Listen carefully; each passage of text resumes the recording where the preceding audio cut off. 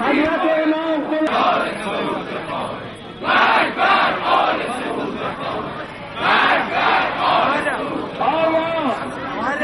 دانشگاه سیستان به نمایندگی از دانشگاه سیستان انشاءالله برگردید به مواضع امام. آقای دولت جمهوری اسلامی